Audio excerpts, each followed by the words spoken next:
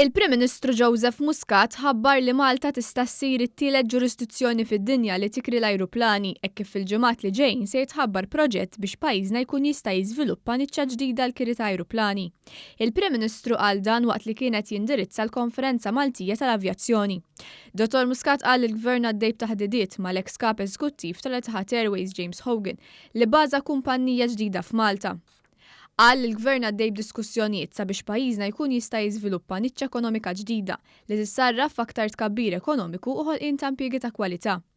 Il-Prim Ministru saħaq li madwar id-dinja n-numru ta' kumpanniji li għandhom ajruplan għall-Kiri jaqbes id-9,000 aktar mill-kumpanniji tal-ajru maġġuri.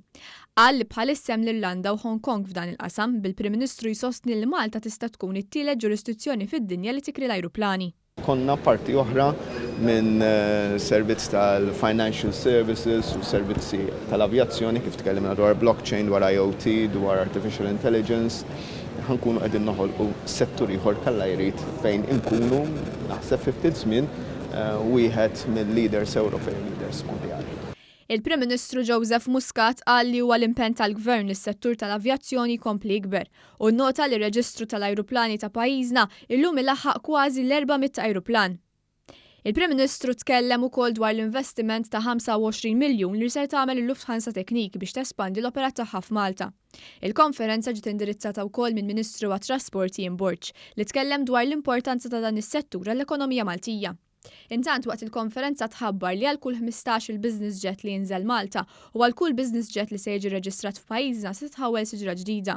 Stanley Buġejja mill-Assoċjazzjoni għall-Avjazzjoni ta' Malta qal li l-ewwel 135 siġra se jitħawlu din is-sena f'Taqali qrib il-Mużew tal-Avjazzjoni. Nixtiequ nikkontribwixxu għall-ambjent aħjar għal kulħadd, però nifhmu wkoll il-fatt li għandna bżonn l-avjazzjoni biex immorru minn post għal ieħor, dan huwa iktar veru jekk trid f'pajjiż bħal Malta fi gżira fejn bil-fors biex tmur x'imkien għandek bżonn it-tir.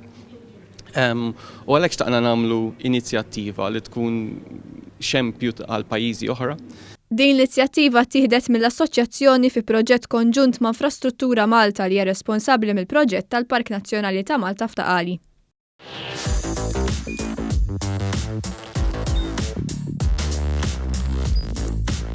Idħol fuq one.com.mt u hemmhekk tista' tara l-programmi kollha li jxandru fuq One permezz ta' One Play.